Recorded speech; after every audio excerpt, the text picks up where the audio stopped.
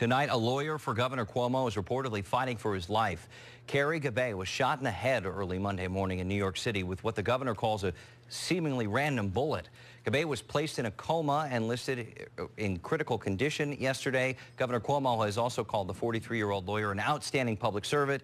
He's commented several times on the need for gun control in the wake of the shooting, bringing up a much larger issue. So joining us with that side of the story is our political analyst, New York Post political columnist, Fred Dicker. Fred, the governor went on national TV and says he wants a national gun policy in place. What say you?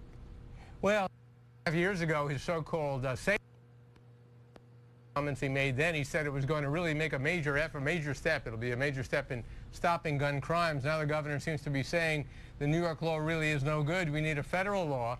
He doesn't say what the federal law is, Cody. You know, we already have loads of federal laws that restrict gun access. It's very difficult for many people to obtain a gun, or background checks are legally required. Many guns are prohibited. And people are wondering, frankly, why the governor wasn't talking about something more immediate. You know, down in New York City, stop and frisk was seen as very effective in preventing gun crimes. That's been all but eliminated by Mayor de Blasio. And this aide to the governor, I mean, it's a very sad situation, but this aide to the governor was involved in a pre-parade event, apparently, in New York City before the West Indian Day parade, which, if you looked at stories the day after this gentleman was shot, pointed out that this parade has long been associated with much violence, including violence before the parade. So it seems to me the governor might have asked a question about where the mayor is on this, why we don't have better policing in New York City.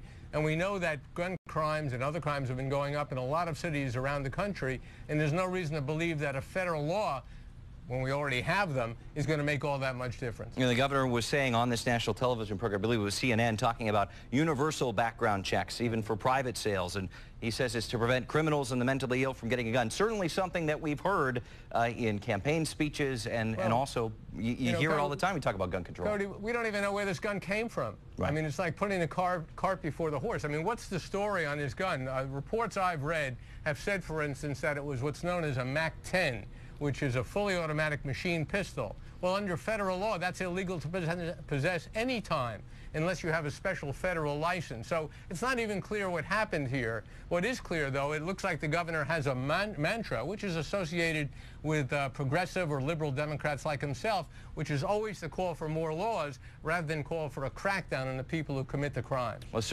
will certainly be interesting to see what comes out of this case. Fred, thanks so much. Reminder, you can hear Fred's radio program live from the state capitol every weekday morning from 10 to 11 on Talk 1300 AM.